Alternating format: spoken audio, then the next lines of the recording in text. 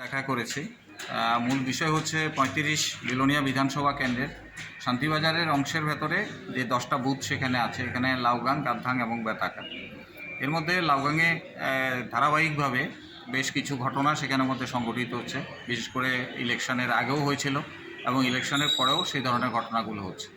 অন্য দিকটাতে ঘটনার প্রবণতা এখন আগের তুলনায় অনেকটা সেখানে কমলে পড়েও ওখানে দেখা গেছে যে এই ঘটনাগুলো প্রায়ই সেখানের মধ্যে হচ্ছে।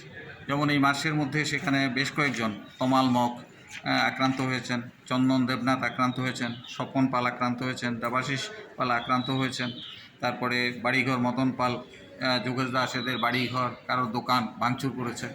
এই ঘটনাগুলো সেখানে সংঘটিত হয়েছে। আমরা অ্যাপিল রেখেছিলাম যে নির্বাচন শেষ, কাজেই এই ধরনের ঘটনাগুলো বন্ধ হওয়া উচিত।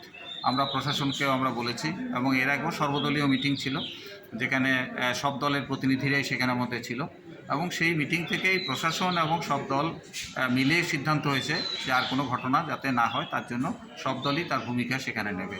কিন্তু ঘটনা কমেছে, আগের তুলনায় অনেকটা কমেছে, কিন্তু লাউগাংয়ের এই জায়গাটার ভেতরে এই ঘটনাগুলো সেখানে সংঘটিত হচ্ছে। সেদিক থেকে আমি এসপি সাহেবকেও সেখানে বলেছি যে ওইখানে একটা পিকেট, ছোটো পুলিশ পিকেট আপাতত সেই জায়গাতে অন্তত একটা পুলিশ পিকেট যদি দেয় তাহলে পরে এই ঘটনাগুলো সেখানে সংগঠিত হয়তো হবে না, তাদের দৃষ্টিতে সেখানে থাকবে। সেই জন্যই এসপি সাহেবের কাছে এটা আজকে দাবি করলাম যে একটা পুলিশ পিকেট সেখানে যাতে দেওয়া হয়। এই জন্যই আমি আজকে এসপি সাহেবের কাছে লিখিতভাবে এটা জানিয়েছি। উনি কি আশ্বাস দিয়েছেন? হ্যাঁ, উনি আশ্বাস দিয়েছেন, উনি বলেছেন কথা বলবেন এবং সেখানকার রিপোর্ট অনুসারে সেই জায়গাতে একটা পুলিশ পিকেট দেওয়ার ব্যবস্থা উনি করবেন। ধন্যবাদ।